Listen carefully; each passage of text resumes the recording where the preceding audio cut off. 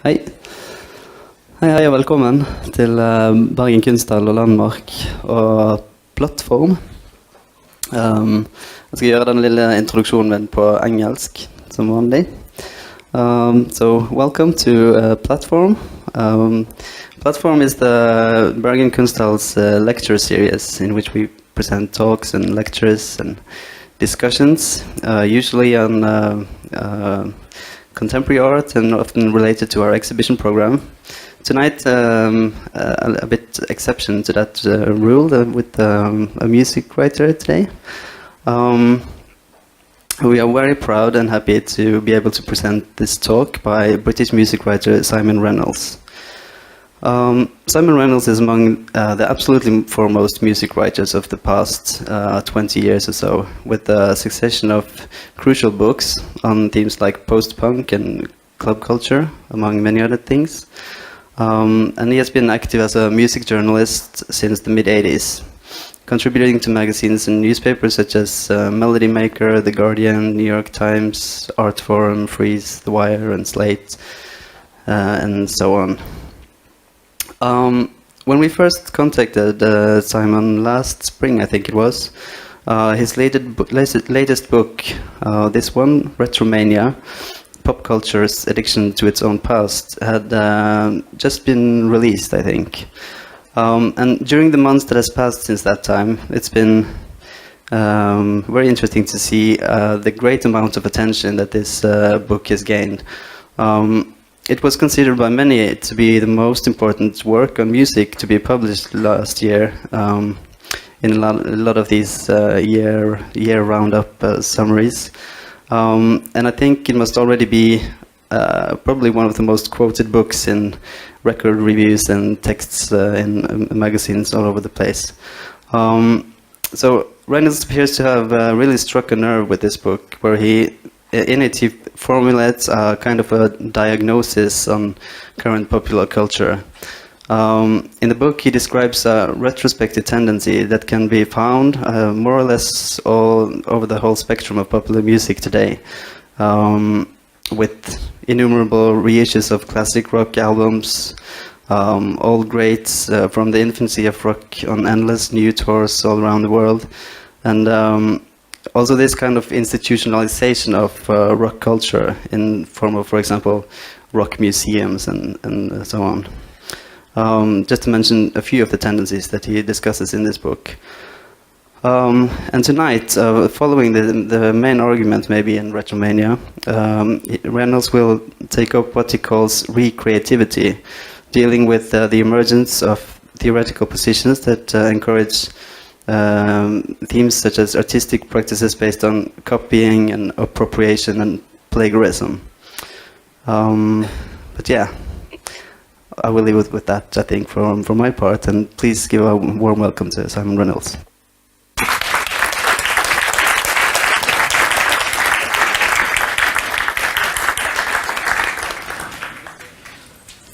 Good evening. I've never used one of these before, so I feel weird. I think it probably looks like a big spot, doesn't it, from a distance. Hello. Thanks very much to Bergen Kunsthall for bringing me here. It's my first time in Norway. I'm very excited to be here. I wrote, as Steinar said, I wrote this book, Retromania, and the book deals with a whole bunch of kind of related, yet in some ways also quite disparate phenomena that all seem to add up to a kind of unhealthy preoccupation with the past, a sort of increased presence of the past in the present. So everything from the nostalgia industry, which includes revivals, reunion tours,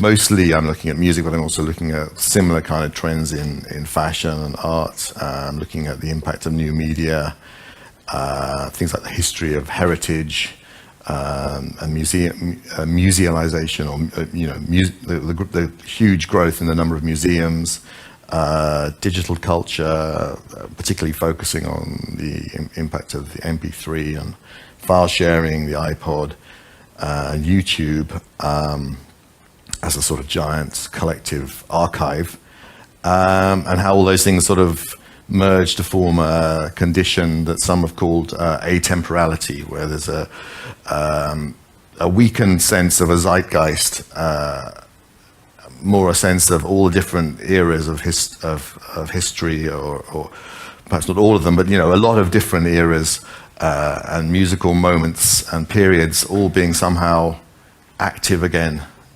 or accessible again for bands, so that they can access a style from the 60s, the 70s, the 80s, the 90s, or combine elements of all of them. And I'm also looking in the book at the history of revivalism in pop music, and how it's not an overnight condition, Retromania. It's something that has built up, not unlike global warming in a sense. Obviously not as important, but it's something that took a while to coalesce, and definitely has a history, a history of an emergence, but it nonetheless seems to be chronic at this point. And writing a book like this, in some ways, is kind of like it's kind of like a probe. I mean, I'm sending out a probe or a test. I'm trying to I'm semi-consciously, I'm kind of wanting to find out if anyone sees things the same way I do. Whether they have the same feeling of sort of anxiety and being kind of perplexed by these developments. And I found, that quite a lot of people do, but actually quite a lot of people don't feel the same way.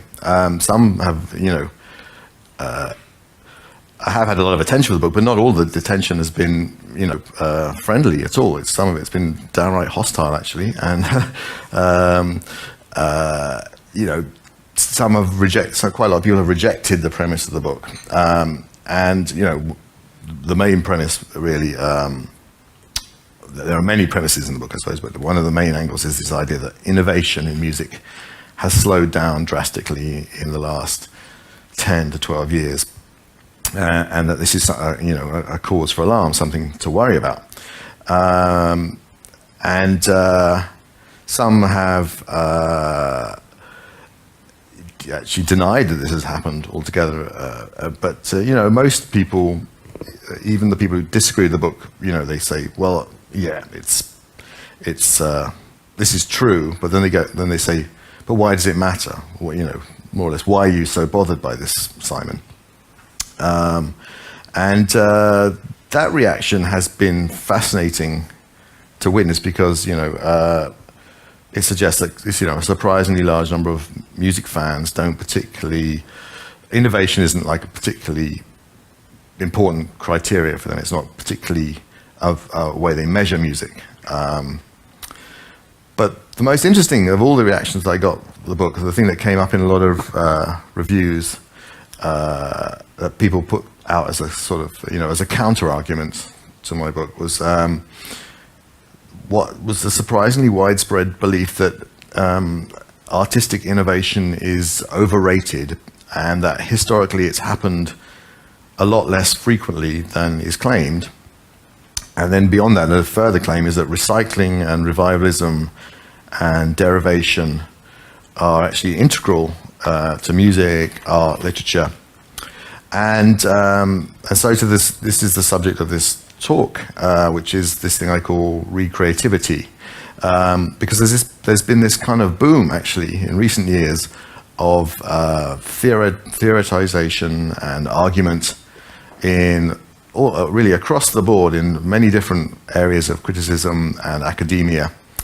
And the general angle of this sort of theory is that notions like originality and innovation are not just are not that important, but that they never, that they're myths, that they are, it's a myth, a kind of lie, and instead they propose various sort of artistic strategies that I lump together under this term recreativity, as opposed to creativity. And the thing that really struck me about reading these, not so much the responses that my book got, but that when I've read various sort of debates, books, there are websites and things devoted to this, there's a real kind of excitement in the tone. There's a sense that something is being overthrown. Something is being overthrown that is at once oppressive and yet obsolete. This model of innovation, originality, is both irrelevant yet something that needs to be defeated as well. And then they're replacing it with this sort of this idea everything is and always has been recycled, and that's related to that. And usually this is brought out to celebrate sort of things like remixing, mashups, fan fiction, various other sort of artistic strategies. And there are been some sort of recent kind of flashpoints that in themselves aren't that interesting, but it's more the sort of arguments that they've emerged around these flashpoints. So, for instance, there was a sort of small controversy recently about an exhibition of paintings by Bob Dylan of Asian scenes, and the exhibition catalogue, the blurb in the catalogue talked about them as a visual journey of Dylan's travels with first-hand depictions of people, street scenes, architecture, and landscapes. However, a number of the exhibition works were revealed to be not first-hand but second-hand. They were repaintings of famous photographs. For instance, a 1948 image of two old Chinese men by Henri Cartier-Bresson. And there was also another sort of similar controversy was about the video for Countdown by Beyoncé, which borrows dances from an experimental ballet choreographed by Anne-Theresa de Keersmacher. And not only that, but it copies the costumes, the set, and even the actual shots from the film that was made of that ballet by someone called Terry DeMay. And and there are other borrowings in the video as well. It's not just experimental ballet that is being ripped off. There's homages to Audrey Hepburn in Funny Girl, Monica Vitti in Modesty Blaise, Jennifer Beals in Flashdance, the look of Diana Ross in the Supremes in the 60s. So, the video is a sort of a massive binge, a riot of retro theft. And what was interesting, that goes on all the time in pop video. Pop videos was born at the very beginning, more or less with the onset of postmodernism. So it's always been something that videos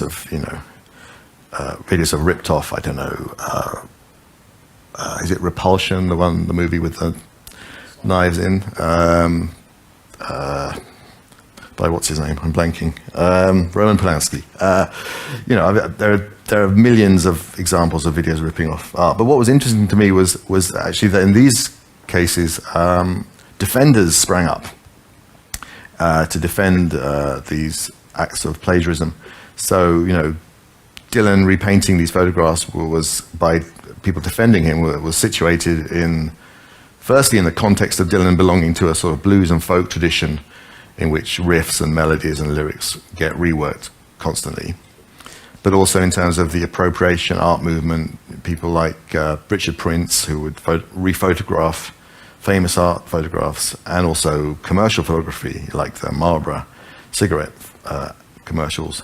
And then in terms of Beyoncé, on the national NPR, which is National Public Radio in America, on their website, Alva No defended Beyoncé in a piece entitled "What's New is Always Old." And she was discussing the anxieties about plagiarism that have intensified in the digital era of cut and paste and sampling. And she goes on to claim, sampling is nothing new, not in art and not in life. Every time you use a word or phrase, you are, wittingly or not, making a pastiche out of the linguistic gestures of those who came before you. Evolution, whether in biology or in technology and culture, is never anything other than a redeployment of old means in new circumstances. We use the old to make the new, and the new is always old. A similar sentiment is expressed by Matt Black of Coldcut, who's this British group who pioneered in the late 80s what was then called DJ cut-up records, more or less the same as what we now call mashups. And Matt Black is quoted in a book called Creative License, written by Ken MacLeod and Peter Dickler. And Black says, you could say that humans are just sampling machines. That's how we learn to speak. That's how we learn to paint and make music as well. And I think, Matt Black and Alva No are making very sweeping categorical claims here. I'm quite skeptical about these attempts to eternalize and naturalize as part of some unchanging human condition or biological reality what is actually very specific, historically specific technologies and the cultural practices that accompany them. But this is what human beings typically do, which is to remake the past in the present image. And an example of that in terms of people who disagreed with my book and wanted to argue that recycling has always been the norm in art. They would aim surprisingly high. They wouldn't pick an easy target. They would pick, a great band. And one assertion that came up that several times actually, and it actually really made me laugh, was this claim that the Beatles were derivative and the Beatles were a retro act. And apart from the absurdity of this notion, what I sensed was a sort of was a kind of ressentiment, a kind of impetus to downplay the achievements of the 60s and sort of cut that whole era down to size. But also, more interestingly, really, was that there was almost like a total inability to imagine that there could have been previous eras of music not dominated by recycling. How it is now is how it's always been. And also that if you thought otherwise at the time, which is what everyone in the 60s did. I mean, if you look at the discourse of the 60s, from every level, media to whatever, it's all about new, change. Even people who hated the 60s, like conservative critics, a British conservative critic wrote a book trying to discredit the 60s, but it's called The Neophiliacs, which means, someone who's obsessively in love with the new. But basically, people argue that this was all delusion, this was false consciousness, So all this was really interesting to me. It actually struck me as being kind of symptomatic of the very syndromes that Retromania is analyzing and dissecting. In that book I mentioned Creative License by Ken MacLeod and Peter Dickler, that it's primarily those guys are scholars of law, and they're primarily arguing with copyright law, but early on to sort of I guess in legal, the legal term would be the established precedents to defend the kind of sampling they're defending. They point out a lot of examples of plagiarism before the age of sampling, and often it's actually kind of great artists, people you'd probably consider as leading innovative kind of visionaries who have done this, and so like examples like Stravinsky drawing on folk music, or I think Luciano Berio did a whole album that was composed of quotes from earlier examples of classical music. And MacLeod and Dickler quote the hip-hop journalist Harry Allen, who says, most musicians will say that the best musicians copy. I've never heard a completely original musical idea from anyone. Really? Never? I mean, that's a huge claim, and I feel I could reel off like an enormously long list of musicians who do appear to have been very original, and in quite a few cases actually seem to have done things without any precedent at all. But what I find really unsatisfying and problematic about Alan's contention is that it fails to account for how the new actually comes into being throughout human history and human culture, and how it still does, you know. There's almost a kind of, it's a bit like what Alva No said about the Beyonce video. We use the old to make the new, and the new is always old. It's almost like a kind of self-deconstruction within that generalization. It's like the new as a category always collapses back into the old. It can't be grasped or identified. And this, apart from anything, all these claims of the mythicness, the falseness of the idea of innovation and originality, they just seem unverifiable. They're just so sweeping. One example that MacLeod and Dickler bring up is that Brahms' First Symphony borrows some musical phrases from Beethoven's Ninth Symphony. And apparently Brahms would get very annoyed when people pointed it out, and he would say, any jackass can see that. Or maybe hear that. But I don't, you know, MacLeod and Dickler don't seem to be arguing that every single one of Brahms' melodic phrases is derived from somebody else. And they don't, nor do they seem to be suggesting that Beethoven himself, you know, derived that musical phrase in the Ninth Symphony from somebody prior to him. So to prove that originality and innovation are myths, you'd have to show that nobody ever came up with anything ever by themselves that was completely or largely new. And I just think, everyday experience really tells you that people come up with new shit constantly. I mean, jokes, wordplay, all kinds of improvised thoughts. The world abounds with, you know, expressions of individual perception and innovation. So the question that this leads me to is, you know, why have people started to disbelieve in these concepts, and why are they kind of so excited by their new disbelief in them? And partly, I suppose, on the one hand, in a funny sort of way, the ideas actually seem on the surface to be quite new and quite fresh. You know, as a stance, you know, saying originality is a myth actually makes you seem kind of original, you know, and kind of different from everybody else. You know, unlike old-fashioned people like myself who believe in this, you know, the idea of the tradition of the new, as a famous art critic once put it. I mentioned that, you know, when there's been a lot of debates that sort of spin off these things like the Dylan paintings or the Beyonce video, and they sort of spread online in blogs and in comments boxes, and you do start to see certain phrases crop up rather a lot. One of the phrases that comes up all the time is "pop will eat itself." I've actually met the guy who actually came up with that phrase, a music journalist in England, and he wishes he'd copyrighted it because he would have made, like, you know, several £million by this point. It's been used so often, including a pop group that call themselves Pop Will Eat Itself.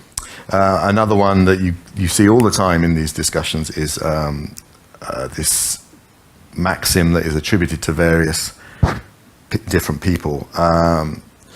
It's the talent borrows, genius steals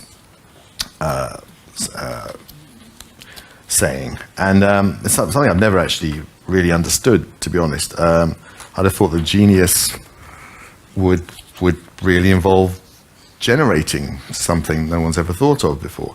And in fact, if you go back to 1759, there's this guy called Edward Young who wrote a book called Conjectures on Original Composition. And he defines genius. He says, of genius, the only proof is the act of doing well what is worthy to be done and what was never done before. Genius is the introduction of a new element into the intellectual universe. Or if that not be allowed, it is the application of powers to objects on which they had not before been exercised. or the employment of them in such a manner as to produce effects hitherto unknown. I suppose, since I'm quoting a guy from 1759, that does show it's an old-fashioned idea of genius, but it still seems to me to be a good one. Another thing you see all the time, this is a very popular thing that people circulate, and you may have seen it yourselves, is this thing that Jim Jarmusch wrote, which is kind of a manifesto, and it goes, well, it's quite long, but the killer bit is this bit. He goes, "Nothing is original. Steal from anywhere that resonates with inspiration or fuels your imagination. Devour old films, new films, music, books, paintings." And it carries on for quite some time in that vein. And I've seen that it gets everywhere. I've seen it on a T-shirt in a Manchester clothes market called Affleck's Palace. And it was right next to a T-shirt with the slogan, "Fashion will eat itself." So there's an awful lot of this kind of thinking around. People seem to find it very, very sort of fresh and energizing. There's a website called Everything is a Remix,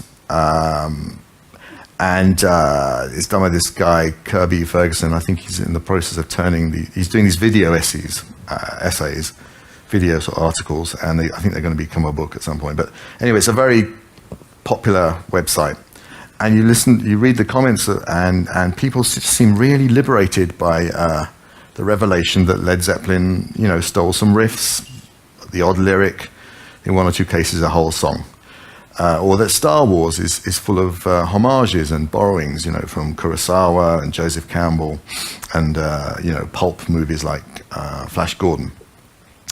Or they're really sort of thrilled by the revelation that Kill Bill and Tarantino's movies generally were made by a video store clerk, and so the movies are packed with these kind of geeky references to other movies. These actually strike me as very sort of soft targets and kind of old news, to be honest. But again, I think there's, particularly with someone like Led Zeppelin, there's a sort of kind of the thriller ressentiment, the kind of almost a democratic, a pseudo-democratic sort of impulse to tear down, the great band, the band that everyone has told you is fantastic and major and made masterpieces, and if we can somehow knock them a bit by pointing out that they did, steal Dazed and Confused from a folk singer, then that's great. Although I would argue that's actually all fairly irrelevant, because Led Zeppelin's innovations are all on the level of their sound as a whole. It's actually an old-fashioned idea of it's an old-fashioned idea of copyright. Copyright law says that the top line melody and the words are the only bit that you can copyright as artistic innovation, whereas the whole history of pop music and rock shows that it's the sound, or the rhythm, or Robert Plant's voice, is the thing that should be copyrighted in some way. So edging out of musical and film examples, there have actually been a lot of arguments in favor of real creativity going on in the literary world. There was a book that got a lot of attention in America by the novelist David Shields called Reality Hunger, a Manifesto. It's hugely acclaimed. The whole back of it it's one of those books that has no description of what it is. It just has quotes from people praising it to the skies on the back. And basically what it is David Shields, the novelist, is arguing for a new vision of the author as, I quote, a creative editor presenting selections by other artists in a new context and adding notes of his own.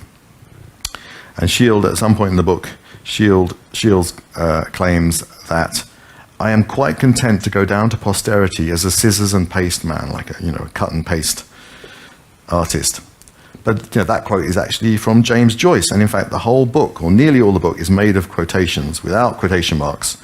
And it was only from pressure from his publisher that he listed citations at the end. He wanted to put it out there with no citations, all this flow of unattributed text.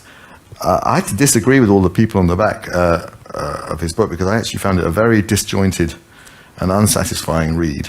But that was also because of my hang-ups about attribution.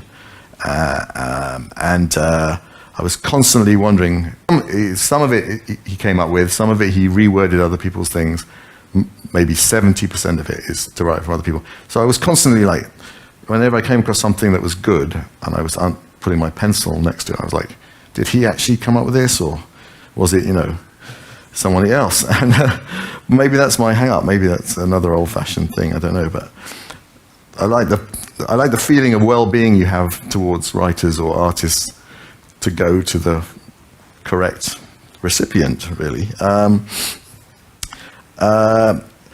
Funny thing is that reality hunger is in itself, in its macro idea, is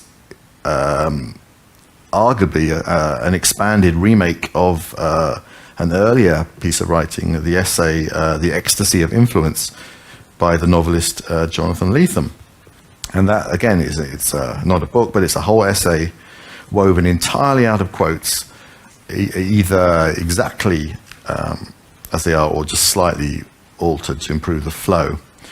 And the title itself, The Ecstasy of Influence, is a mashup. It's Baudrillard's The Ecstasy of Communication into Harold Bloom's The Anxiety of Influence. And I don't know if Jonathan Lethem got the idea of what he was doing from, mashup DJs like Girl Talk, but it's very much the essay is very much the equivalent of that.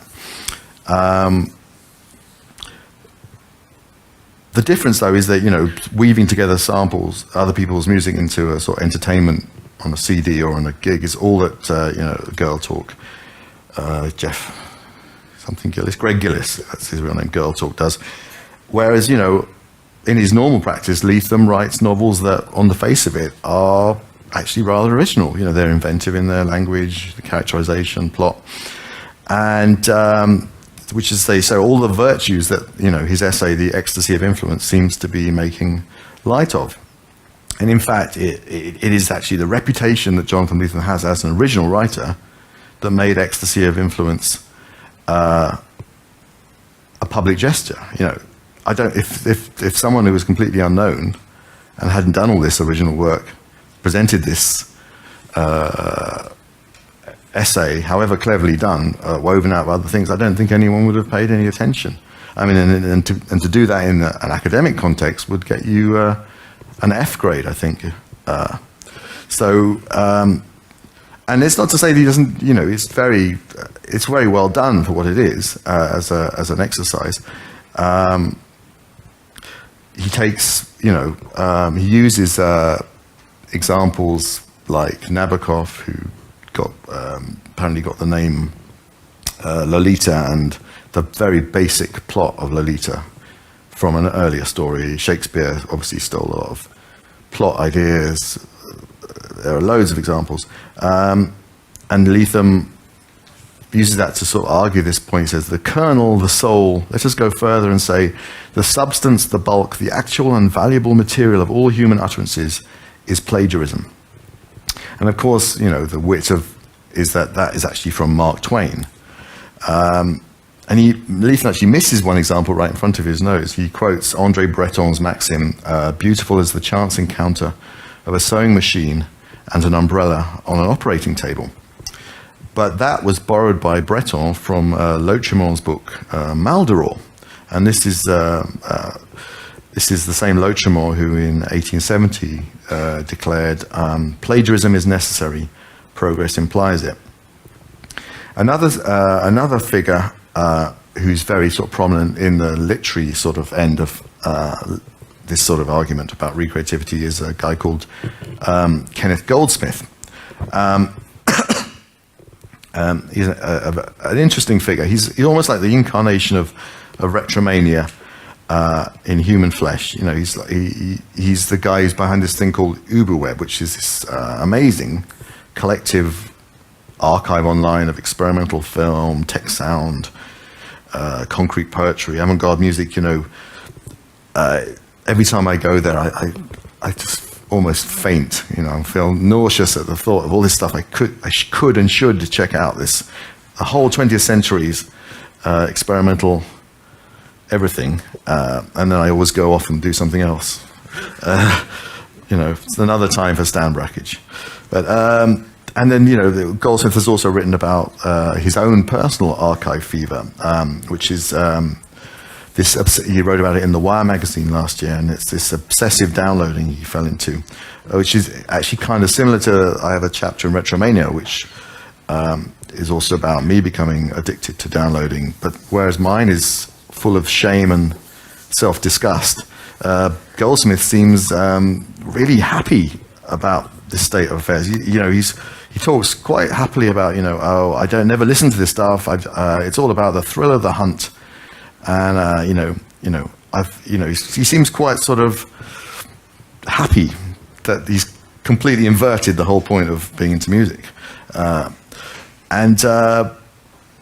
mainly he is the author of a book called Uncreative Writing, Managing Language in the Digital Age. And he teaches a course in uncreative writing.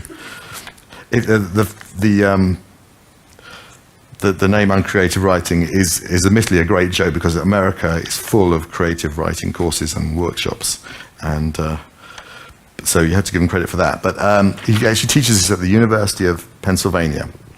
And his students are punished for showing any shred of originality and creativity, and instead they are given good grades for plagiarism, identity theft, repurposing papers, patch writing, which is what a lot of students do anyway, which is just weave together, you know, I did this when I studied history, patch writing your paper or thesis or whatever out of other bits, sampling, plundering and stealing. And Goldsmith is a poet, and his own style is, he does list poems, and he's very into sort of writers you know, who create sort of experimental poetry by harvesting texts they found on the web, on social media. They take search engines, you know, they put weird instructions into Google, and all kinds of crazy stuff comes up. And that interested me, because I thought that was kind of like a sort of, kind of like an exteriorization of inspiration, you know, related to that point I made earlier about you know, how we naturalize and eternalize our current technology. You know, nowadays, you know, we tend to see the mind as a computer, as an information processor. So, you know, as opposed to, you know, old concepts like the soul or whatever. So, you know, why not use the internet as a mega brain, you know, a sort of collective, depersonalized soul out of which poetry of a kind can be generated. But in truth, you know, I mentioned Shields, I mentioned Jonathan Lethem, I mentioned Kenneth Goldsmith. I'm only scratching the surface here, really, in terms of the critical arguments that are going on in favor of recreativity. There's textual poaching, which is used by Henry Jenkins in the context of fan fiction. Marcus Boone wrote a book called In Praise of Copying. We have, in the art world, you have Nicholas Bourriard's concept of post-production. You have the musician Amanda Brown talking about post-creation music. There's a person called Rick Prelinger who wrote a manifesto called On the Virtues of Pre-Existing Material, whose bullet points include don't presume that new work improves on old, and honor our ancestors by recycling their wisdom. You have Marjorie Perloff, who came up with this concept of the unoriginal genius, who moves information rather than generates it. Adam Sinreich's book Mashed Up, and due out next month is a book by Austin Kleon called Steal Like an Artist. And there's more. There's at least a half a dozen other people generating this stuff. So although I didn't fully realize it, I wish I'd written about this in Retromania, but this happens to be, I found out, the intellectual climate into which Retromania emerged. And it's something that these arguments are things that people are drawn on to sort of say that the concept of originality and innovation underpinning Retromania is old-fashioned. But at the same time, a lot of this talk about remixing and recycling, it feels rather familiar and something that's been around for quite a while. I mean, I can remember going to London to a record store that sold import singles from America, and it must have been like 1981 or 1982. And I bought a record called The Adventures of Grandmaster Flash on the Wheels of Steel. You know, one of probably the first record outside of the avant-garde, outside of musique concrète, that was made out of other records. I can remember the rock journalist John Savage writing in a magazine called The Face in about 1983 about how we were in the age of plunder. That was the name of his piece. And he had loads of examples of this, but one of them was this singer called Mary Wilson, who was doing kind of 60s style soul with a sort of 60s style look, like a beehive, 20 years before Amy Winehouse and Adele. And you had there was a whole load of sort of records based around sampling and scratching. Malcolm McLaren's Buffalo Gals, The Art of Noise is close to the edit. A little bit later you had the Justified Ancients of Moo Moo. And even in the literary world you had people like Kathy Acker, who did like a rewrite of Don Quixote, and also a kind of writing equivalent of sampling with her book, The Empire of the Senseless, which had chunks of William Gibson and Mark Twain in it. And, obviously, there are many more examples. Burroughs with Cut Up, Duchamp, Warhol, pictures generate, the appropriation art people I mentioned, like Richard Prince and Sherry Levine. I mean, these ideas seem to have been around for a long while, and you could talk of them, all the current people celebrating them and excited about them as being old-fashioned postmodernists. But obviously something is making these ideas seem like they have like a renewed currency. Something seems to be making them seem relevant in a way they haven't before. And it's probably got something to do with, everything to do really with computers and the internet and, digital culture as kind of naturalizing postmodernism. So it's no longer, an artistic stance. It's just the way you do things. You live by cutting and pasting text and images. And the thing that interests me, that I sort of start to look at it in Retromania and have since thought more about because of all these debates is, how the whole nature of artistic inspiration and influence has been changed by the web.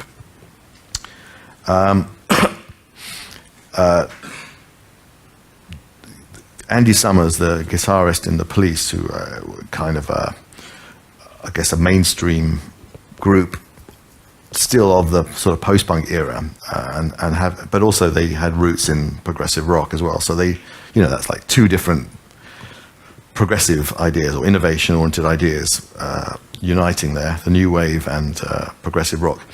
Andy Summers once said, when we sat down to write a song, our first impulse was to make sure it didn't sound like any other band. Which is not to say they didn't have influences, but the influences for the Police and for their people of their era were to be resisted. They were, authenticity was something that was hard won. You had to sort of almost go to war with your influences. You had to overthrow them, or at least assimilate them and transfigure them, transmute them in some way. You synthesized all the voices you heard, you synthesized into your own voice. I think also, once upon a time, influence was considered a largely involuntary process. You started out as an artist trying to express yourself. You were unavoidably influenced in much the same way that mothers and fathers might describe one of your friends as a good influence or a bad influence. And generally, I think by and large, with most musicians and artists and writers, there tended to be only a few sort of primary influences, and the emergence of artistic identity came through a struggle with these primary influences. Often just really one major influence, but these are figures who were like towering figures who, and initially, as an artist or a musician or singer, you would produce imitative work. It was almost like the influence, the predecessor was like an obstacle in the way to self-realization, and you were like pushing against this sort of block of matter in your path, and gradually it becomes sort of more yielding, and you can twist it into new shapes, or you just break through to somewhere else. But nowadays, it's much more the case, I think, that artists actually go out and formulate their identity in a much more considered and premeditated way. They go seeking influences, and then they display their influences like a portfolio, like their credentials. And I think this is a big change from how it used to be. I mean, Paul McCartney once said, the hardest thing about being a musician is hiding who influenced you.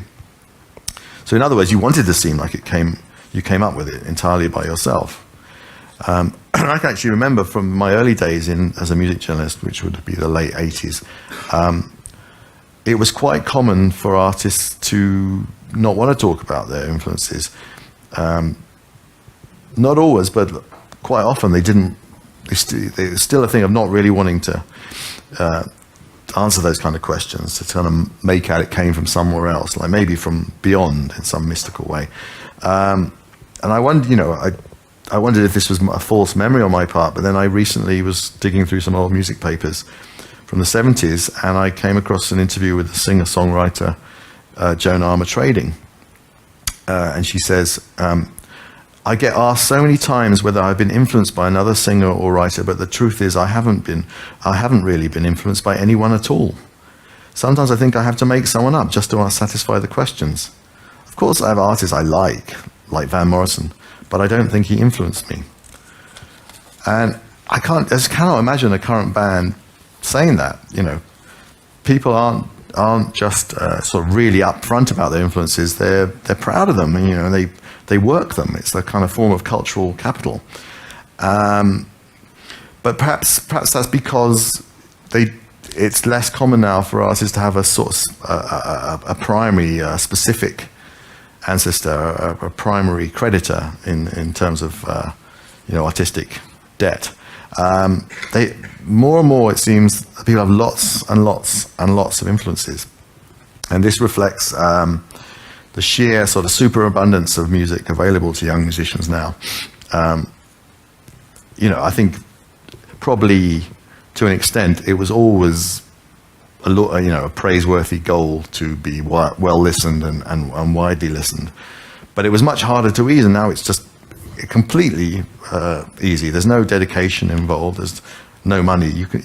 It's just the kind of base level condition of the existence of being a listener now, is that you listen to an insane amount of music because money is not a problem.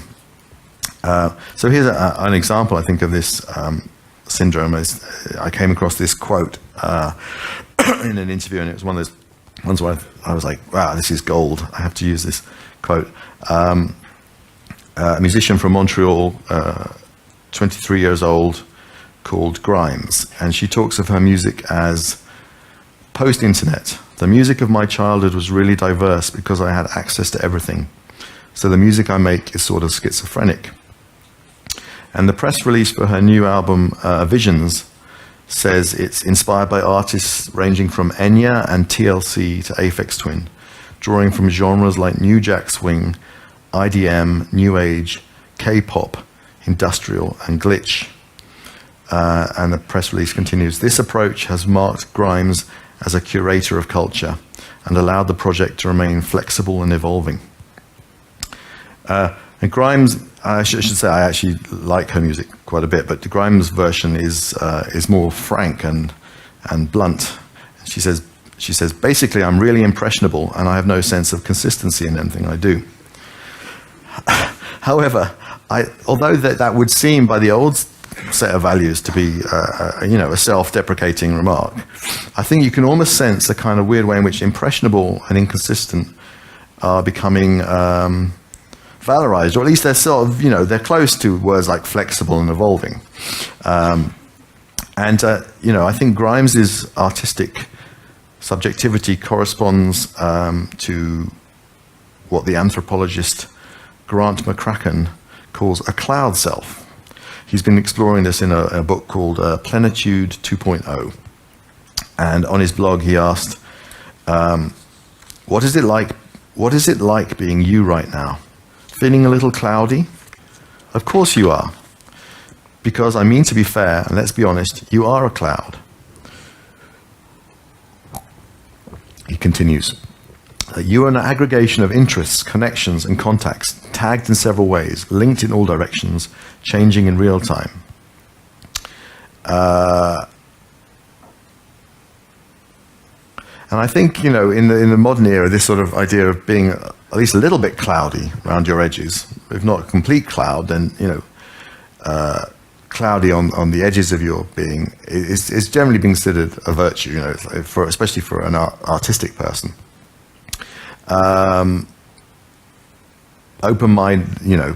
Generally open-mindedness is considered to be the hallmark of being youth, and people, as they get older, tend to become more rigid. They develop a kind of stiffness or almost an arthritis of the mind. But nowadays, I think everybody, young and old, is just vastly more cloudy than before through their day-to-day contact with the data cloud. So I think, connecting that to creativity versus recreativity, you could see a sort of shift from influences to influx, just a complete flood of ideas and sounds and stimuli. And that's come about because in analog culture, culture came in these sort of bundles that were enclosed, a record, a magazine, a book, or whatever, usually in solid form. And with things like magazines, they were sort of punctual, there were intervals between them coming out. And now in digital culture, it's more about this sort of constant flow. The culture is completely dematerialized, it's compressible, you can access it at any time, there's no sort of punctuality, and it's also capable of being fragmented into tiny excerpts and blurbs. And so this is kind of like a cataclysmic jolt to what you could call the hydraulics of culture. And as a result, the emblematic words of our era are things like torrents and surfing. These words that are like oceanic words, but they're no longer. Oceanic imagery always used to be kind of utopian, but now these are sort of like threatening and disturbing concepts of floods and going under. I think in the old model of artistic inspiration, as outlined by Harold Bloom in his book Anxiety of Influence, more often than not you would have a kind of sort of primal encounter with the predecessor, almost like an involuntary visitation, and everything changes from that point on. Like John Lennon hearing, rock and roll, hearing Buddy Holly. A seed is planted, it germinates, and but then you get this sort of Oedipal struggle, the kind of fight with the predecessor, the ancestor, and there's a kind of killing, a patricide, a kind of killing of the father. There's also a kind of self-birthing. This is Harold Bloom's sort of model, which is Freudian, obviously. That's also kind of mystical. And that is in the era of connectivity and data panic. This model is superseded by something that's post-Oedipal and schizoid. The self as a pure screen, a switching center for all the networks of influence. That's me sampling Jean Baudrillard, The Ecstasy of Communication, which was written in the early 80s, but is very predictive of digital culture. And I think, so the whole idea of artistic identity is changing. And Baudelaire talked of the contemporary artist in his day as someone who was sort of drifting through a city, doing the situationist dérive, and who's bombarded with stimuli. And Baudelaire said that the artist could be a kaleidoscope endowed with consciousness. So if you think of the internet as like, the modern mega city, the giga city or whatever, you could update that image and see the modern artist as a kind of search engine endowed with consciousness. I was talking about Grimes, and actually she does have a primary inspiration, but not of sound so much as method. It's this guy, Noah Lennox of Animal Collective, who records solo as Panda Bear. And when Grimes heard Noah Lennox's 2007 album Person Pitch, she realized that it was, although it didn't sound obviously like electronic music, it was all made through loops and samples. And that was something that she could do herself using, I think, GarageBand or one of those sort of programs.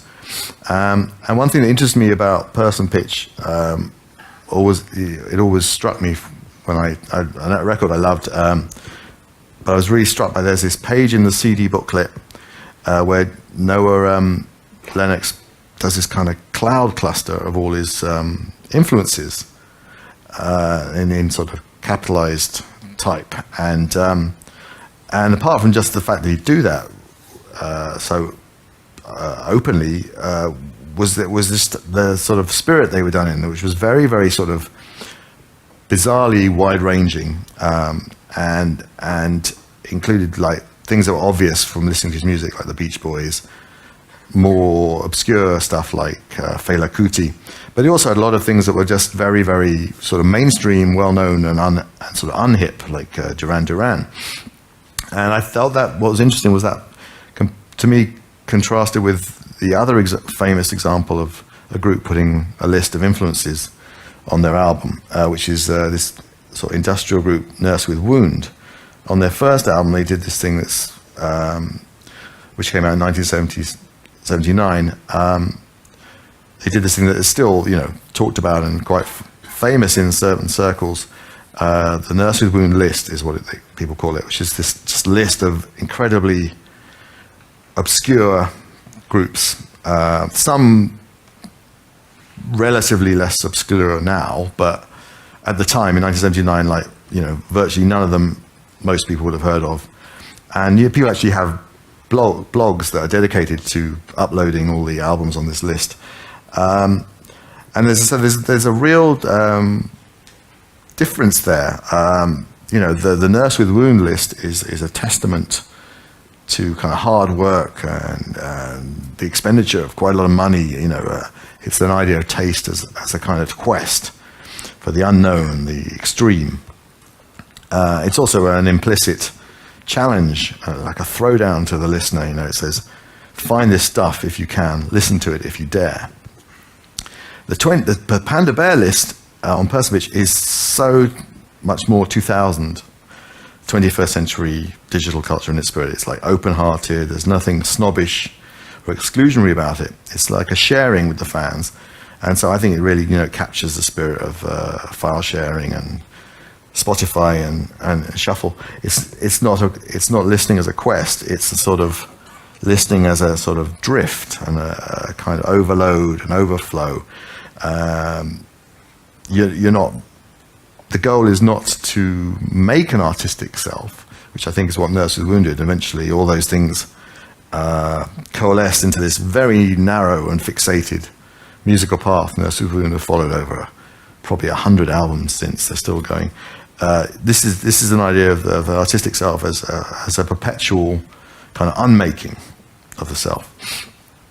I mentioned this work, in the talking about Grimes and her album Visions, how she describes herself as a curator, or her label describes her as a curator of culture. And I have a whole chapter in Retromania on the rise of the word curator in music culture. And I think it's particularly interesting in terms of the recreativity discourse, because a lot of the arguments that have been made in favor of recreativity, in favor of these various strategies, they all draw on the model of the DJ. They all draw on the idea of remixes and mashups and sampling and digging in the crates and all these sort of DJ terms. You know, like particularly in the work, in the thinking of Nicolas Bourriard, the French art critic and curator. The DJ is absolutely central to his argument, as it is for this guy Aram Sinreich, who wrote the book Mashed Up. And the DJ and the curator are kind of basically doing similar kind of work. They're filtering, they're editing, they're recontextualizing, they're collecting, they're annotating. I'm going to pause for a little bit and play some music that relates to some of the practices that people are discussing and celebrating. And one of the figure that I'm going to play is actually from Norway, Todd Terje, and he's, you know, he makes his own music, but he's also, I guess, he's most known as the king of the re-edit. These sort of this kind of craze for remixes that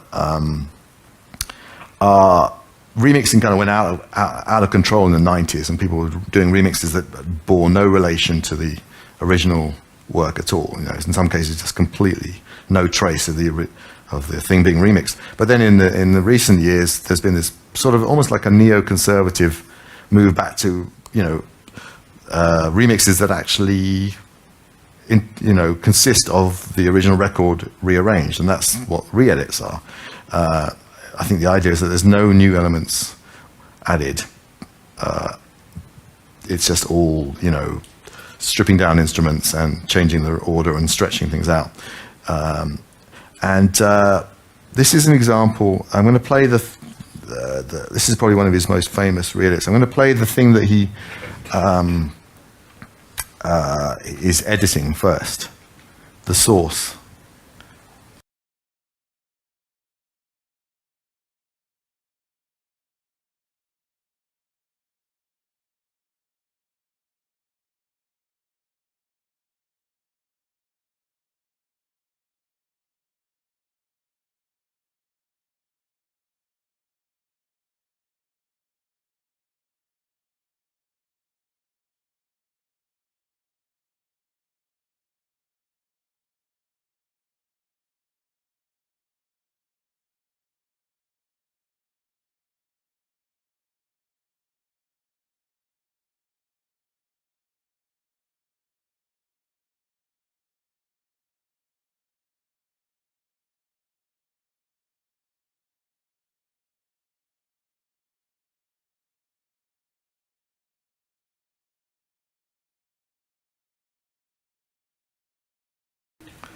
And then this is the re-edit.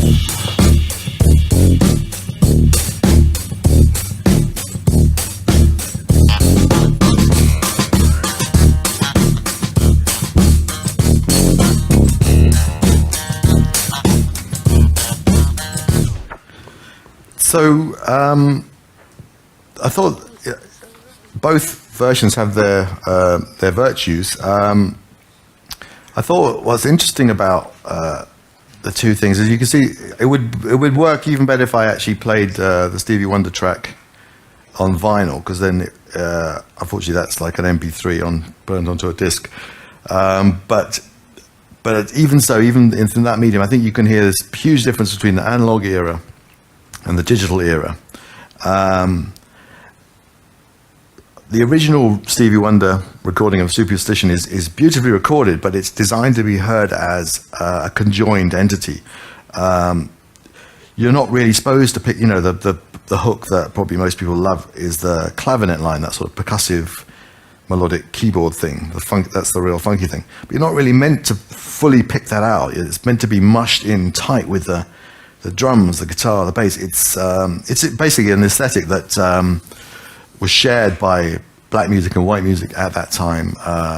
What the critic Joe Carducci calls, well, he doesn't call it the jam. The jam is what people at that time, musicians, talked about, but he calls it multi-dimensional simultaneity.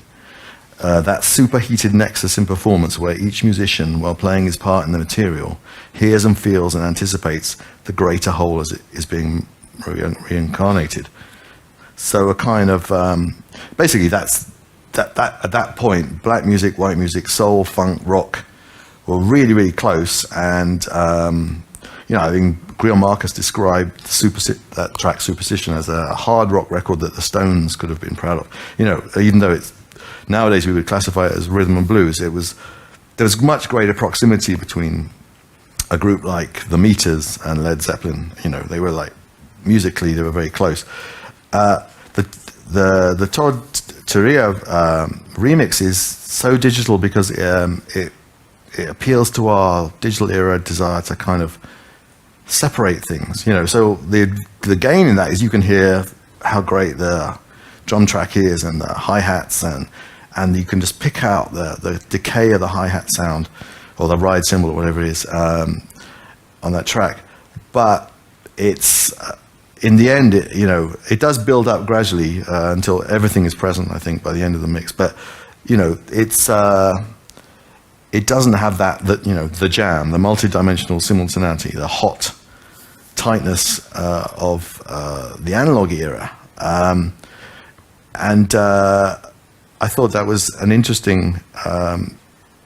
It showed how there's this process that people learn. I forget the name for it. It might be articulate listening, but when you're a child, you don't actually separate instruments, and then as you get more and more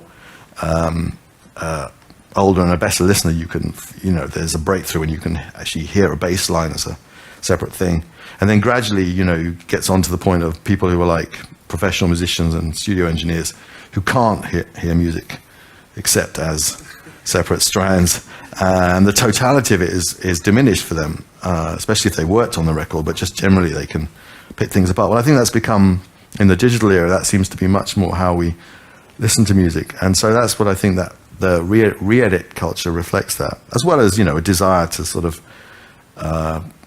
stretch out the track. I think the re-edit is about 70%, 60% longer than the original song, but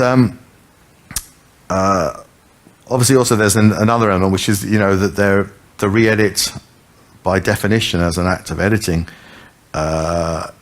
is in a supplementary relationship to the precursor,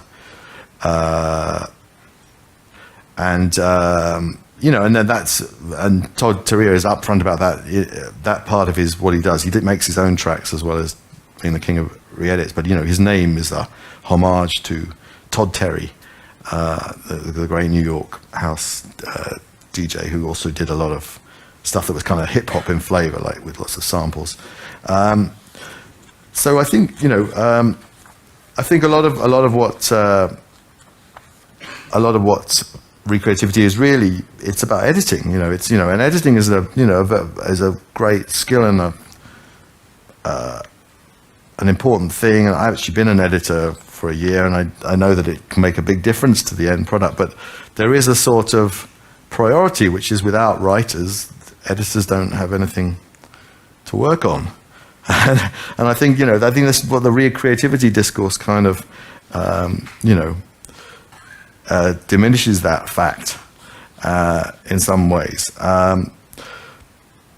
Now,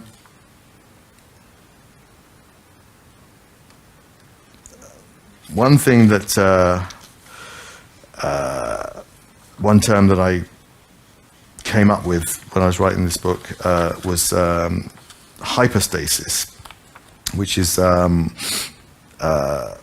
it was particularly provoked by dance music, but I think it fits music in general, maybe even culture in general. And I think what it refers to really is sort of like how there's a kind of high turnover of micro styles or micro genres, but not the sense of these huge advances, these huge stylistic leaps, like where a whole new field of culture comes into being, like hip hop or rave or whatever. And I think hyperstasis is actually a sort of a kind of integral part of what happens to culture actually it's a sort of inevitable result after a period of innovation. Like if you have a period of relentless kind of rapid fire innovation, a lot of styles are generated, and they're kind of run through really quickly, almost before all their potential is exhausted. And what happens is there's an accumulation of material that's left, and it almost kind of demands and invites retrospection. It's almost irresistible at a certain point for artists to start looking back and thinking, well, there's actually more we could get out of this obsolete style that this past moment in music that we've kind of passed by, passed over too quickly. And then you get into this, one of the hallmarks of an era of hyperstasis is old styles are revisited and sort of tinkered with.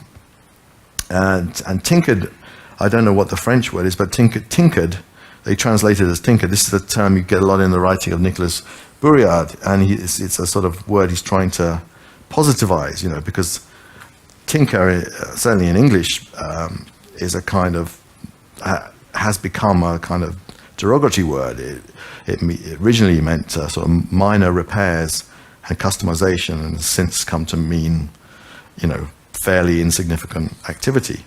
And then another technique, as well as tinkering with these sort of established styles, is recombining two styles to form a kind of culture, kind of hybrid. And I think these sort of modes become more and more tempting and more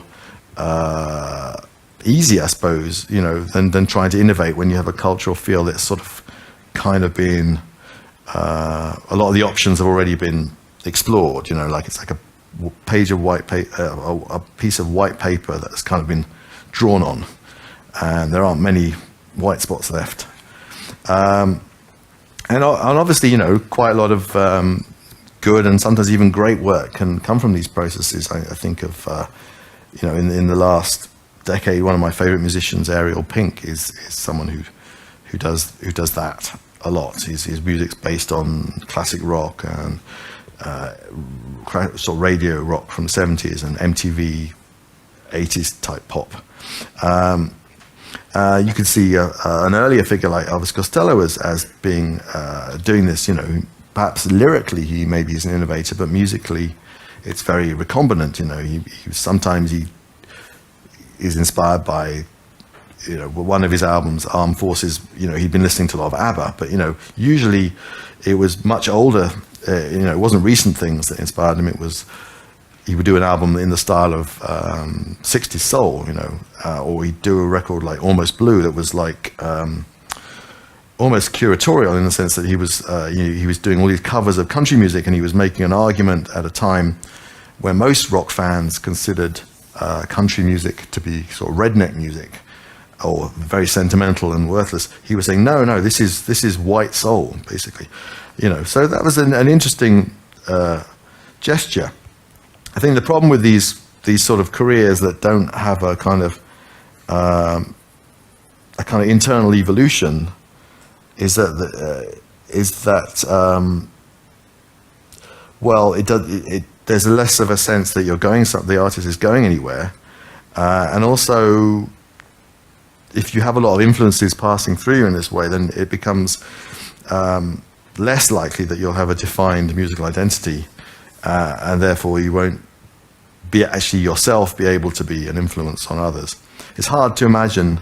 Ariel Pink has had an influence on quite a lot of current bands who've basically done the same thing as him, but it's difficult to see someone in 20 or 30 years going back and doing music inspired by Ariel Pink in the way that Ariel Pink has done music inspired by, well, everyone from Fleetwood Mac to Public Image Limited. And then on a larger level, I think the problem with this orientation towards the archive of music history, what I'm calling the Ariel Pink, the Elvis Costello approach, is that it leads to a kind of, when more and more people are doing that, then the music culture has a kind of disparate quality, simply because, you have this big archive that now spans so many decades. There's a lot of past to draw on, so that leads to a huge array of a diversity of styles that are more or less derivative. And if you look back at the history of music, at the periods that are considered, have come down to history as dynamic and glorious or golden, there might be a lot of influences flying back and forth, but it's all happening in real time. In the 60s, white and black music were inspiring each other, and all the leading bands of that era were competing to get further into the future. In the post-punk era, a lot of the groups in the sort of white groups, the white experimental groups, were actually picking up on brand new or very recent innovations in funk, disco, reggae, later on hip hop and African music. And I think similar stuff goes on in the 90s, because you had the influence of techno and rave. It was inspiring a lot of groups, from Manchester groups like the Stone Roses to people like Bjork, to the whole post-rock scene. They were very much fired up on these ideas coming out of house and techno and hip-hop. I think if the archive draws the energy of new bands away from the present, what happens is that the music scene, falls into a state of it becomes desynchronized. It's no longer in any kind of synchrony. There's no pulse. There's no kind of geist to the zeitgeist. And actually, this is Nicolas Bourriade talks about this in his very interesting book, The Radigan. He calls it heterochronic. So a sense of multiple different timelines and temporalities coexisting. And although I disagree with his book a lot, I think it's really super perceptive. One thing he talks about is, he talks about fashion in the modern era, and he says, it's no longer get these sort of big waves where everyone looks the same, or everyone's skirts are the same length, or hair is all the same. Like, for instance, when Osama bin Laden was shot, a photograph circulated of him and his whole extended family from the 70s, and they all looked so 70s. They've all got like flares and longish hair, and and the colors are all of that period. I don't think you do that now. I don't think any given family you could have that kind of look that relates it to a time. And Bourriade talks, he says, there are no longer waves, but, wavelets, like tiny waves, basically.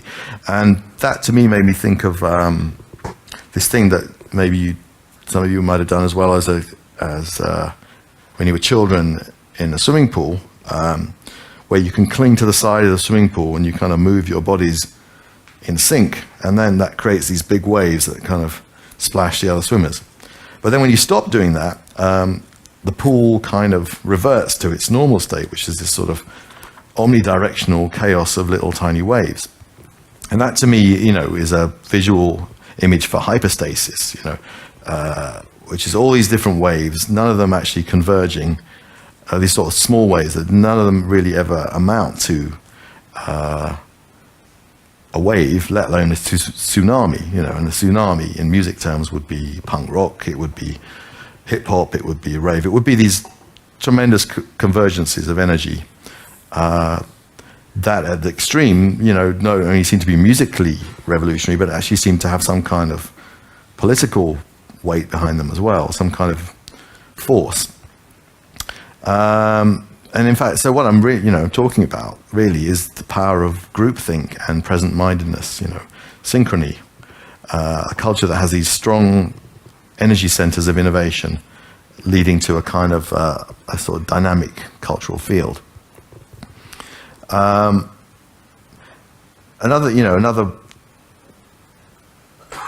Another thing that is, I think is another reason why I like to sort of keep on believing the idea of innovation is that actually innovators are good because they provide people with things to copy and to rip off, and you see that all the time in music. Not everyone can be an innovator, but you can copy from something innovative, and if you do it in real time, what you get is this. You get eras that have a feel and have an exciting sound. All the groups that tried to sound like the Beatles or the Byrds, or in '90s techno,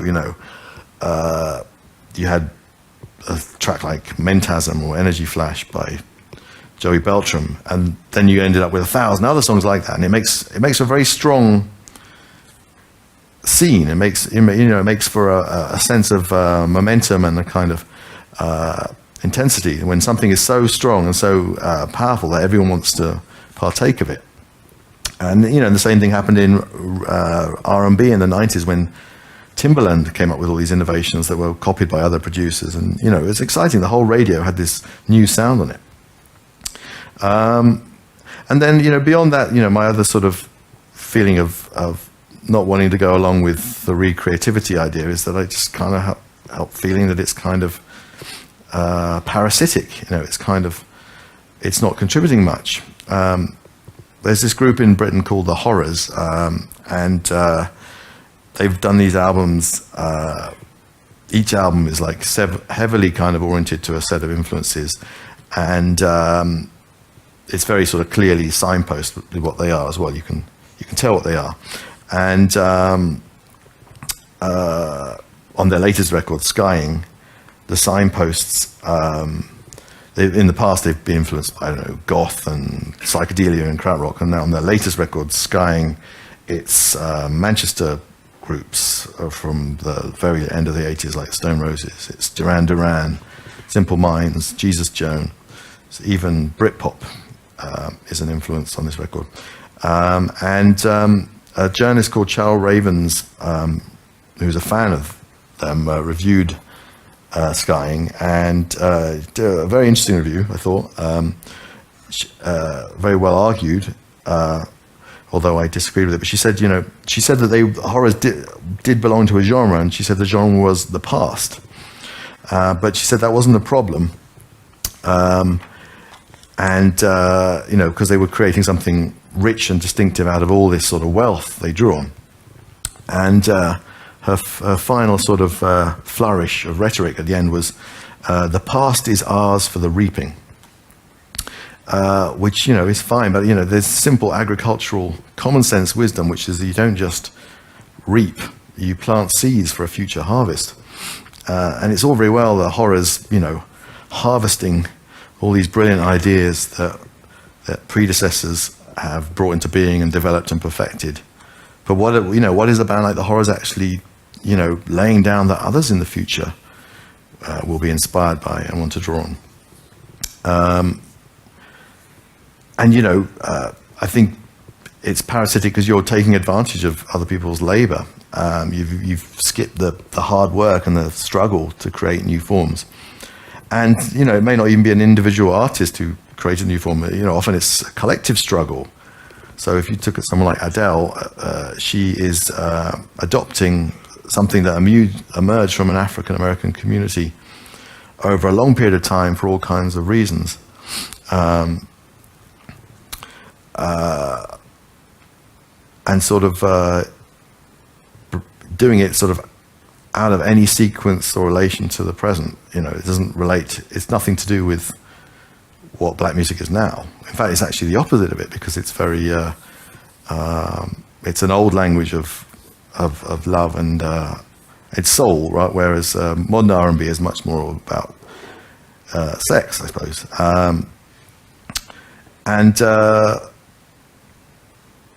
I think, you know, if you are going to adopt an achieved form wholesale, you really have to make sure that you bring something new to it. So what are the ways that people do that? At the end of I mentioned Jim Jarmusch's manifesto about stealing from everywhere. And he quotes Jean-Luc Godard at the end and says, "It's not where you take things from, it's where you take them to." Ezra Pound likewise urged artists to make it new. But as people have pointed out, Louis Menand, the critic, points out, you know, the it in Make It New is the old. It's what's valuable in the culture of the past. And Pound actually did quite a bit of quotation and allusion and translation in his poetry. I think the crucial word, though, is translation. In fact, mistranslation may be even better. And in the pre-digital era, you know, the analog era, musicians often might have started with the intent to copy and to imitate, but just were simply not able to duplicate the sound and the rhythmic feel of their sources. So in post-punk, for instance, an awful lot of bands wanted to sound like Nile Rodgers in Chic, his guitar sound, but they didn't have the technical skill, they didn't have the deep grounding in black musical traditions. So they produced something that actually was kind of, on one level, a mistranslation or a travesty of Chic, but in the process it became something new. And often, you know, I think it's the less skilled musicians who produce these musical breakthroughs by getting things wrong. Whereas if you look at session musicians as a class, they don't tend to produce innovations because they know how to do things the right way.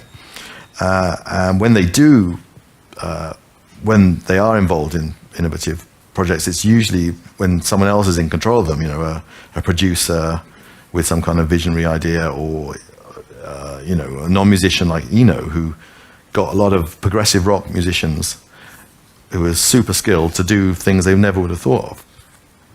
You know, so it's someone like that who enables the session musician or the super skilled musician to think outside this box that they've built around themselves with technique. And you could also have a conscious and deliberate strategy of getting it wrong or doing it in a sort of damaged way. That was an ethos that was very big in post-punk. The group Wire would set themselves tasks. You know, they would say, like, let's rewrite Chuck Berry's Johnny B. Good, but let's just use one chord. And as a result, you end up with a song that doesn't, I forget which one it is now, but the song doesn't sound anything like Chuck Berry. You would never think Johnny B. Good or Chuck Berry when you hear it.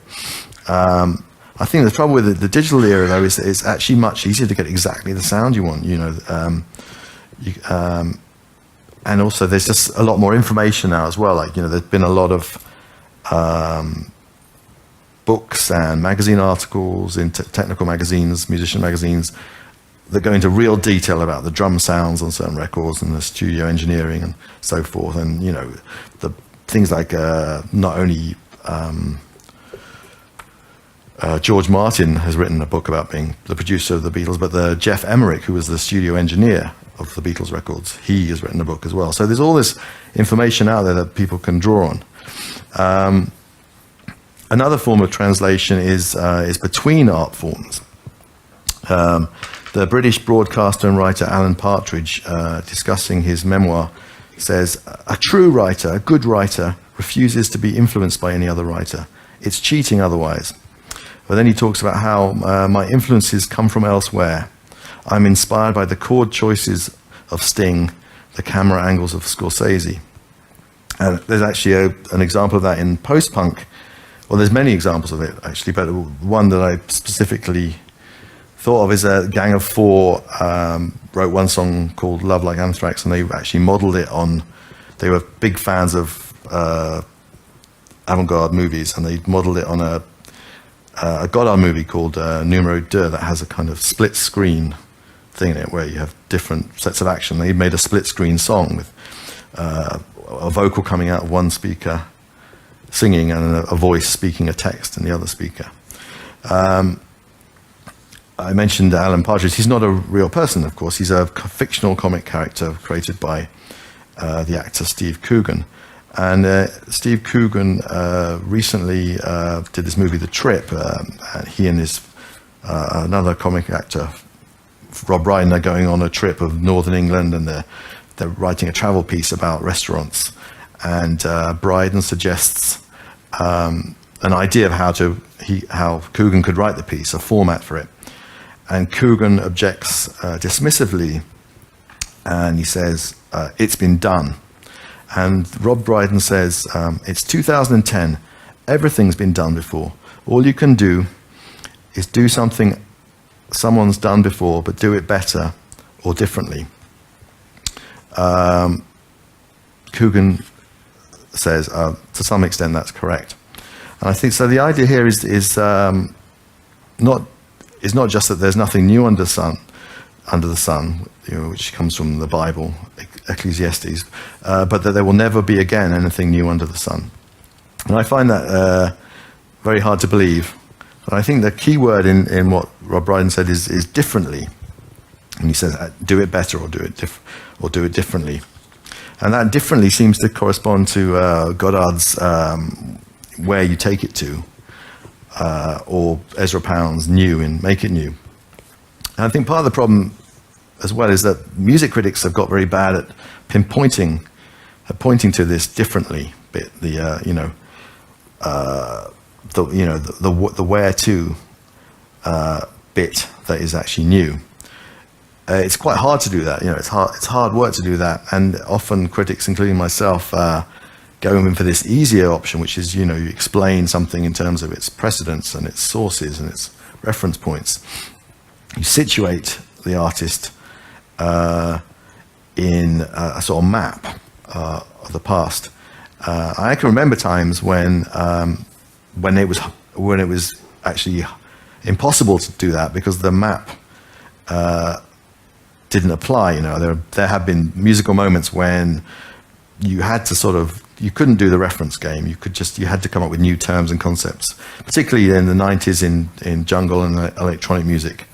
It just seemed to demand new language and neologisms, like words you just invented.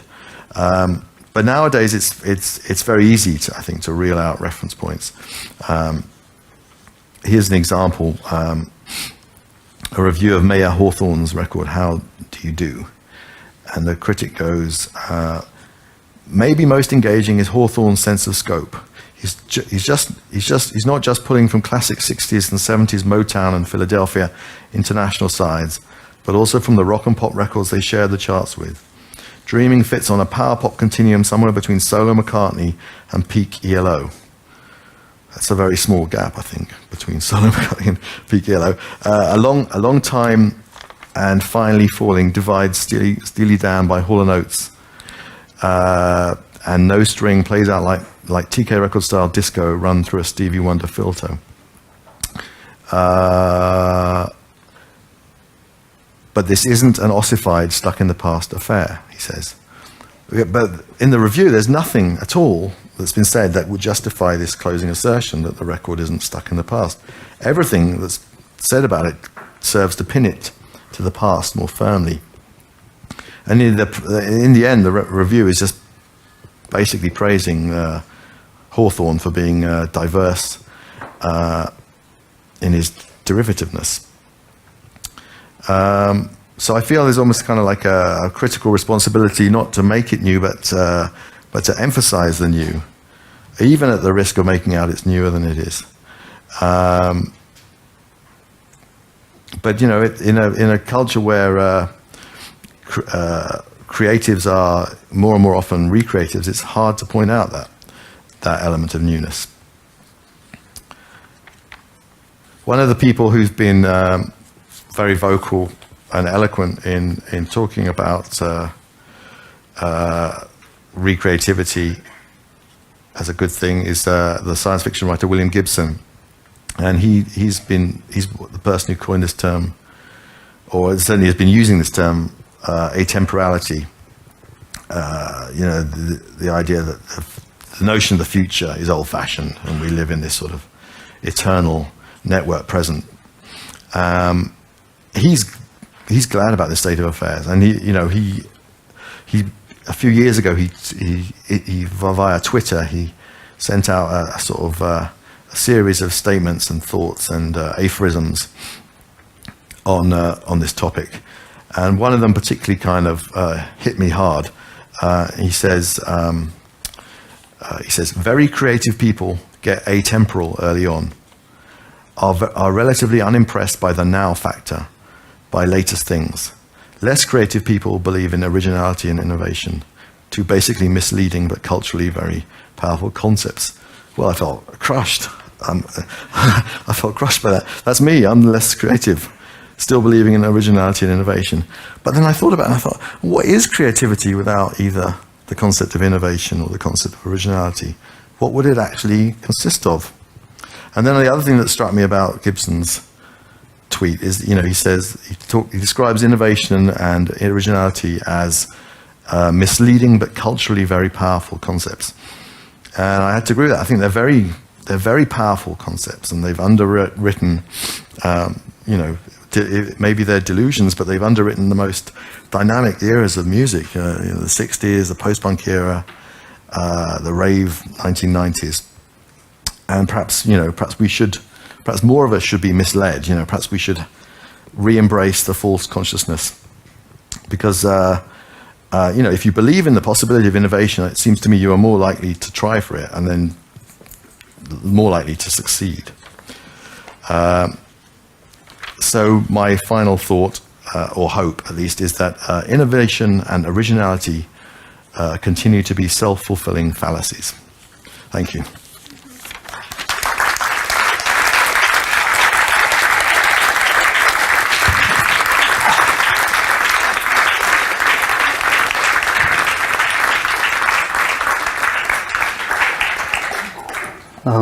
Thank you very, very much for your talk, Simon.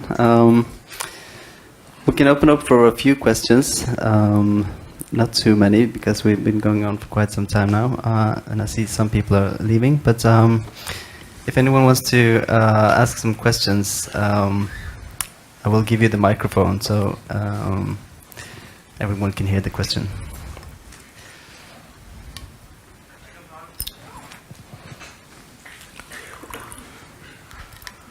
Hi. Hi. I was wondering, was there some kind of a trigger moment for you when you went, that's it, I'm writing a book called Retromania?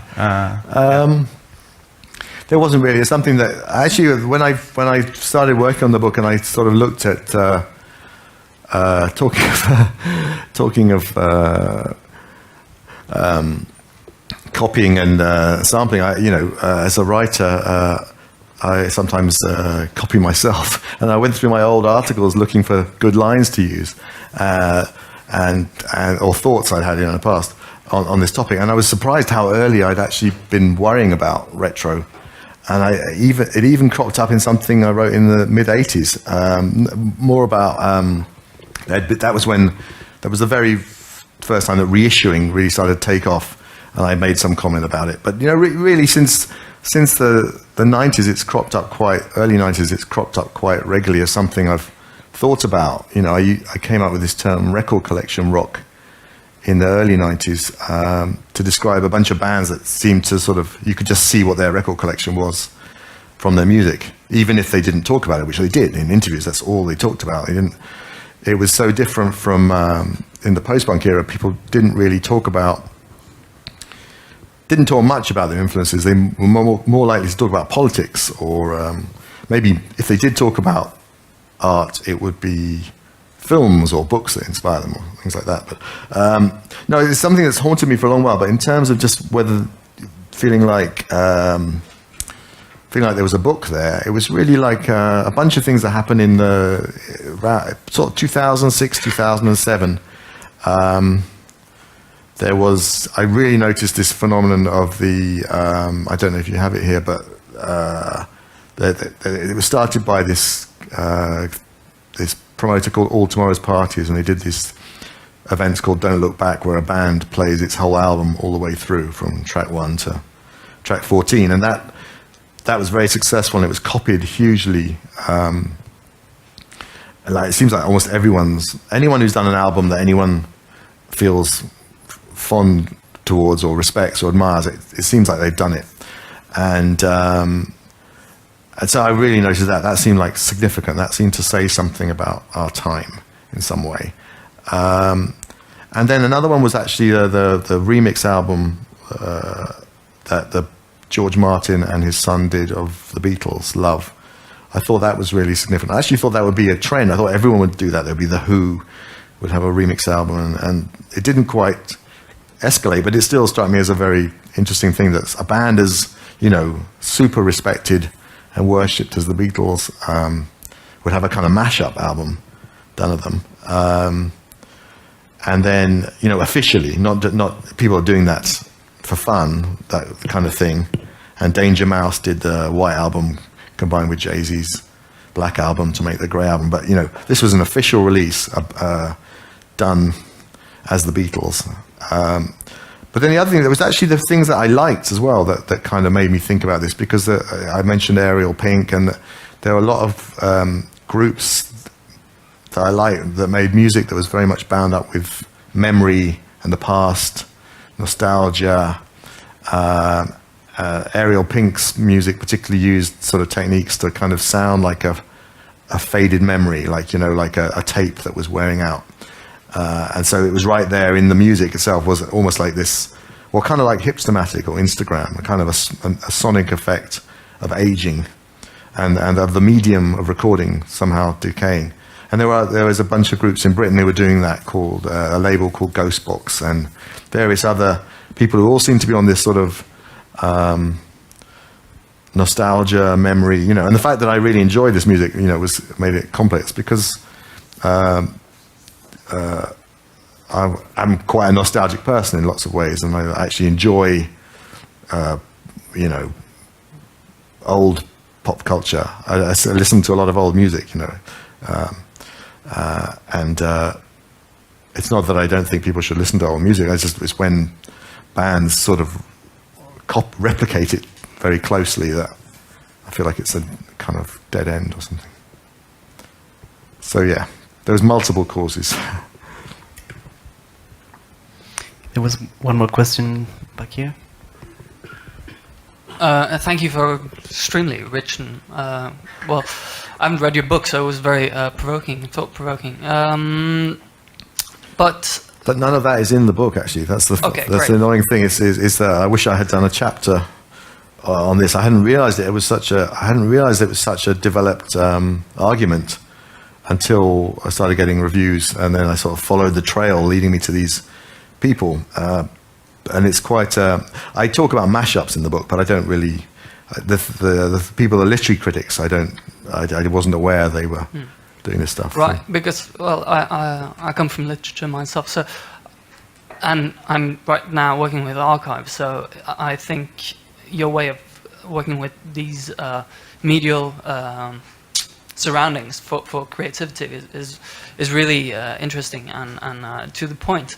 But I was missing in your talk some sort of, well, at least a reference to Michel Foucault, the 20th century greatest theorist on archives. Right. And also perhaps one of the, well, if not the originator, but one of the fathers of the discourse of what you might call recreativity, with the idea of what does it matter who is speaking, someone said. Right.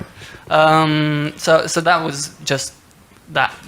Actually, I'm a big fan of Foucault. I never thought of that. He's actually one of those. Most authors, I tend to have read one or two things by them, but I've actually read quite a lot of his things. And I actually read the Archaeology of Knowledge when I was a student when I had this summer job in a factory, and then during the breaks I would read the Archaeology of Knowledge. But is that the key text for that? What's an author? What's an author? Yeah, that's the main argument with originality. But then he's like the topic you mentioned from Nicolas Bourriaud, the heterochronies. Or heterotopias. Is that taken from Foucault? That's also from Foucault, right. in his writing on archives. So that's it's extremely important. Yeah, I didn't. You know, I read that the archaeology and logic. I can't remember anything about it except that there's this amazing dialogue at the end where it's like Foucault arguing with a humanist, isn't it? I mean, it's just fantastically brilliant. And it ends with this amazingly thing at the end where, it's basically saying like, language is authorless and we're all going to die and humanity will disappear and none of this will be remembered. Well, it's incredibly nihilistic and exciting to read. That's more or less right? Some. Yeah, but why do you want to explain how he's important? He tries to develop the idea of the archive as something very productive, a place where ideas and times coexist side by side. So he's actually mapping out the era we are living in. Right. About this easily accessible archive that the internet is. So I think that's just really important. But what my question was, that was really just a comment. What my question was is your idea of creativity and originality and these being misconceptions, perhaps, but you want them to be around. Okay, I get that. But I'm wondering what do they mean? Because you discussed recreativity as something popping up in a very historically defined era.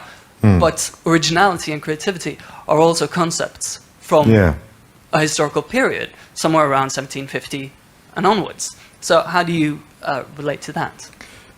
Well, it's certainly true, isn't it, that they're relatively recent inventions, and I think in the book I have I cite a few examples of people who, like Sherry Levine, I think, said in one of her manifestos or interviews or something, she basically said,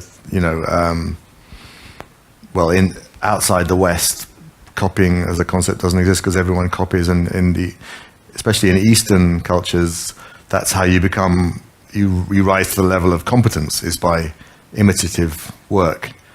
There's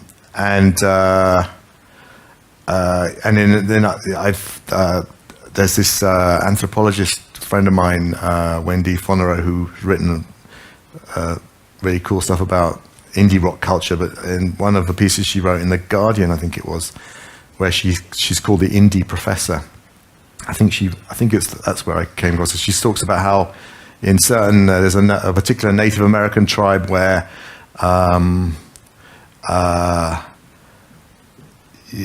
she puts it really in a fun way. She says something like, you're not supposed to change songs at all. You do them exactly how they're supposed to be done, these traditional songs.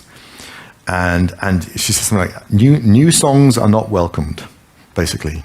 There's no calling in this culture. There's no calling to generate new songs, and you try and do them exactly as you can. As the way they've always been done, and there's loads of, so it's a Western, originality and innovation are Western ideas that are, and I think in the Middle Ages, right, and before the modern era, in the West, people copying was what you did, right? And it was also very connected to technology. 1750s. This is right after the printing press becomes full go. It comes all over. So these ideas they're very connected to the technology.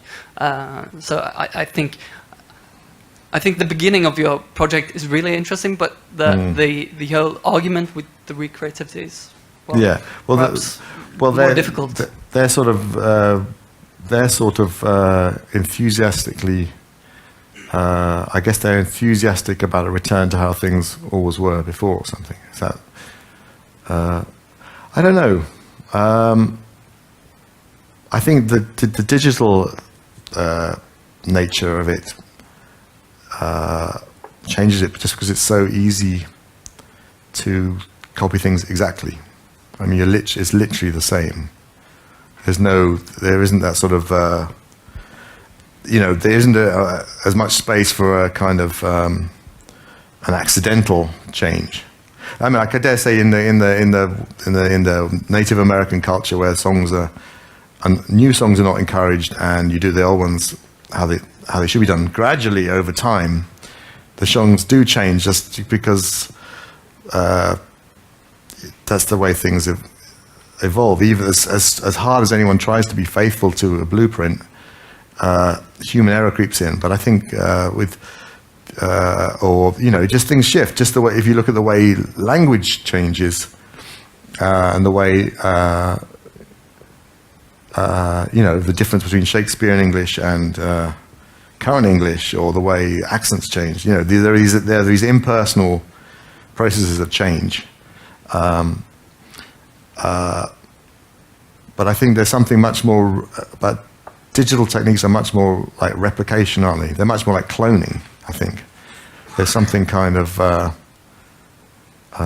there's a kind of perfection and an absolute fidelity that seems to me more integral to the digital technology. I don't know if that is relevant. One last question.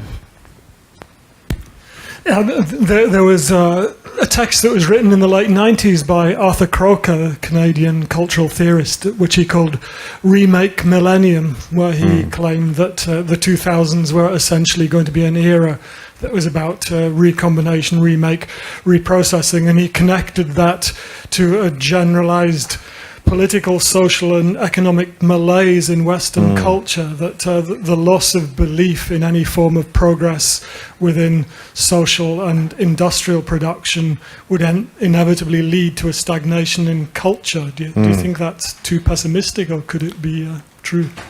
It does seem like that sometimes, doesn't it? Yes. No, I mean, I think that's something in my book. I don't go too much into that, but it's come up in interviews, and people have said and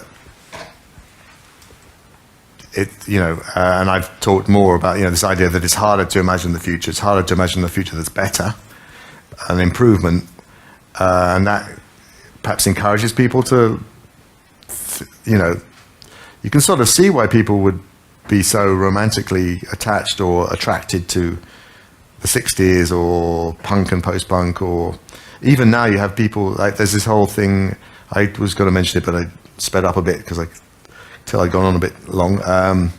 There's this thing that people are calling it hipster house, but it's basically like a bunch of people who've come out of indie culture and a noise scene, and they're making sort of house music now, and it's sort of very closely modeled on Chicago in the late 80s and Detroit and New York in the late 80s, and it's very faithful to that sound, and that's another era that also now seems romantic, and has a certain glory to it, and people can look on YouTube and actually find clips of very badly filmed clips of people dancing, so they can learn how to do the moves, and there's a club in, I think it's in Chicago or maybe San Francisco, where they've their flyers deliberately use the same kind of typography that was used at Hacienda in Manchester in the late 80s. It's all very faithful to the details. All the details are there to be copied. You can get the fonts, and you can make things that look like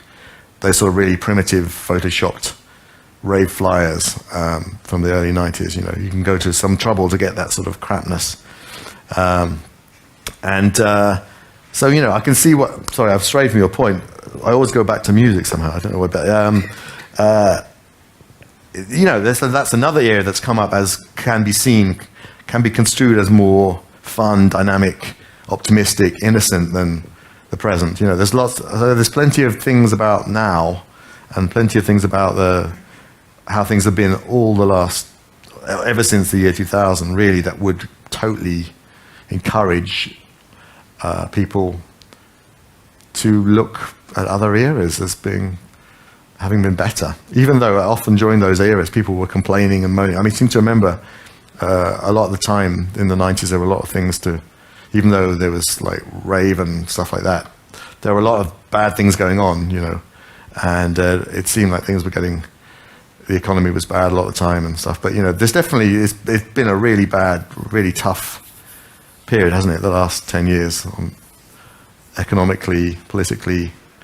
But he predicted that, did he? He was. When did he write that? Was it like? 98, 99. Oh right. Wow, that's interesting. Where? He's a very interesting writer, Arthur Croker. He wrote a really, I can't remember the title, but he wrote a whole book that was about sampling, and it was very, interesting. Talking about, he talked about sampling as a kind of archiving of body parts, in the sense that, it's actual physical human labor that made these sounds, and they're all archived, and you can just pull them down and reactivate them and change them around. And I think there's some. I remember putting this on a website I used to operate. I had a thing called a rave theory toolkit, which was all the quotes I couldn't use in my book Energy Flash, but things I found in theory texts that seemed to fit, GABA or ecstasy or all these rave things. I just put them all up on the web, and one of them was this great quote from Arthur Croker that was, he said something like, ours is a time of non-history based around the spectacular flare-out of all the energy of other eras. That is archived in this form of, samples, and so you can extract all this energy from other eras and just sort of release it in this giant flare-out of energy, which really struck me as interesting. Especially in the context of, I think you wrote that during the height of rave culture, and so much of rave culture did involve, some of it was done without sampling, but there was a lot of, particularly the stuff I thought was most interesting, was largely based on sampling and sort of getting things that had been played by humans to go into patterns that were beyond being played by a human being, and like jungle music, it was just like, it was sort of this disturbing blend of the machine and the human, and the things that were gritty and earthy and from this analog era, but sort of turned into this kind of digital magic. And I think he's a really interesting writer, Croker. Okay, I think we will wrap it up here and continue the conversations between us. And I just want to thank you again, Simon Reynolds, for coming to Bergen Kunsthal, and to thank all of you for coming tonight.